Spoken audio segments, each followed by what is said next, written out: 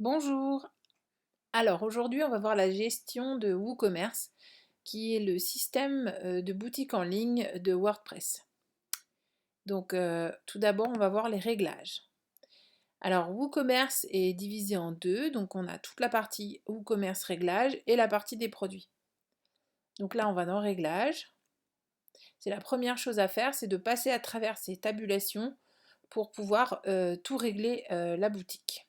Alors on va dans Général et là ce qu'on met c'est l'adresse physique de sa boutique ou l'adresse de facturation si on vend des produits téléchargeables ou des produits virtuels. C'est là où on va aussi décider si on vend dans tous les pays ou si on vend uniquement en France. Bon, pour la démo on va laisser dans tous les pays puisqu'on verra dans une autre vidéo les réglages d'expédition. Ici on va sélectionner la devise, le positionnement de la devise, donc à gauche, à droite, donc en général en Europe c'est à droite. Ensuite, on va regarder l'onglet produits. Donc là est déclarée la page boutique. On pourrait dire que la page boutique c'est une autre page. Donc c'est la page par exemple à propos de. En l'occurrence, quand on installe WooCommerce, on a une page boutique qui se crée automatiquement. Donc je vous conseille de la laisser. Et ici l'unité de poids. Alors si on a l'habitude de vendre des gros produits lourds, on met le kilo et les centimètres, et si on vend des produits moins lourds, des grammes. Donc là, on va mettre grammes. On peut activer les avis produits, c'est-à-dire que les gens peuvent mettre des avis. On peut le désactiver, c'est au choix.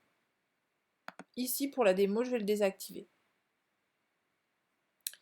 Ensuite, avec la grande tabulation, on a un autre petit sous-menu qui concerne aussi les produits. Donc il va s'agir de l'inventaire. Est-ce qu'on active la gestion des stocks?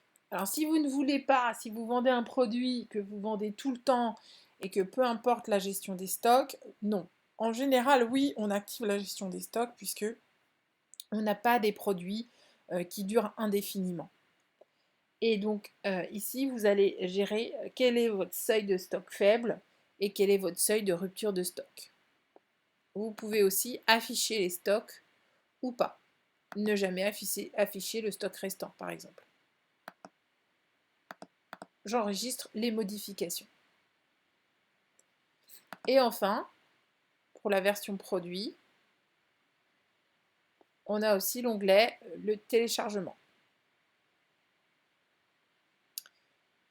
Donc là, on force les téléchargements.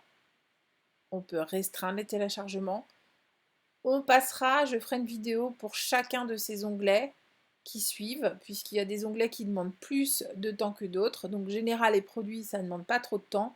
Par contre, expédition, paiement, compte et confidentialité, email, intégration avancée et d'autres onglets qu'on peut acheter en tant que plugin, ça prendra beaucoup plus de temps.